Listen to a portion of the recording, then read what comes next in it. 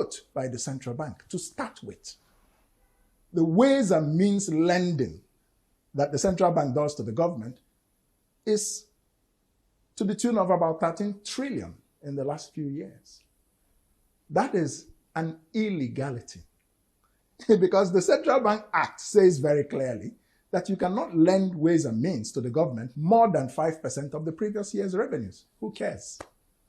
So things that are reflections of dysfunction or failure of state capacity cannot be presented to an educated and informed and experienced person like myself as if they are successes. They can fool some people, but not me, because I know where we should be going. All right, Prof, we're almost out of time now, but let me get your thoughts on the fuel pump price increase, a proposed fuel pump price increase. Is this a good time? What do you think?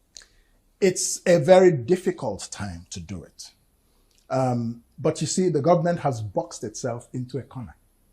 When you manage your economy so incompetently that you're now spending more than 90 kobo of every 1 naira you earn paying back debt, you have very little scope for maneuver. And one of the people you're borrowing from is the IMF and the World Bank. You've opened yourself up for a policy pressure from them on you as an informal conditionality before you can get any more money to survive. So if they tell you you must remove your subsidies, well, what choice have you? So, but why did we get into this problem in the first place? These subsidies should have been removed a long time ago. When the previous government tried to remove it, a lot of the people today who are the people in power opposed them. Today, every few years, they tell us they've removed subsidy. Then it reappears again. First of all, so there's dishonesty in communication to the Nigerian public. So the reason that these subsidies should have been removed a long time ago is that they have contributed to the dysfunction in the economy. You are subsidizing consumption. You're not subsidizing production. So, but the question about timing, is this the best time? That's a delicate question. Production. So, but the question about timing, is this the best time? That's a delicate question. And I'm not sure this is the time for it.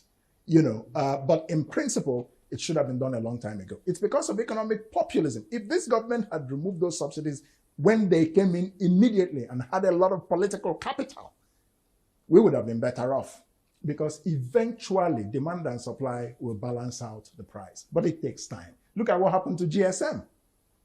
When NITEL was scrapped, privatized and all of that, the cost of SIM cards were almost up to 40,000. Today, a SIM card is almost nothing. Demand and supply will take care of a lot of things. But we have a government that is very statist in its economic thinking. And they're not competent in their statism. You can be statist, but you have to have one, a very capable bureaucracy. You have to have two, clear economic philosophy, aligning that statism.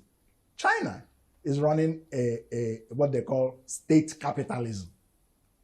Do you understand? How many governments in this world can do that? But they have a bureaucracy that is strong, competent, but at the same time developing their private sector. We don't have state capacity in Nigeria. Well, speaking of development, your book, Emerging Africa, British economist Paul Collier wrote, Africans seriously analyzing Africa's opportunities are all too rare.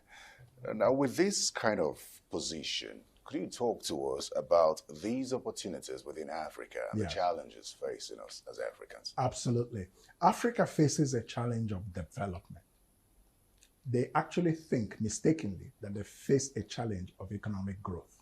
There's a slight difference between economic growth and economic development. There is a continuum of three things: economic development, which is human development, healthcare, education, clean potable water, life expectancy. You understand? Then you have economic growth, which is a reflection of a combination of the production of goods.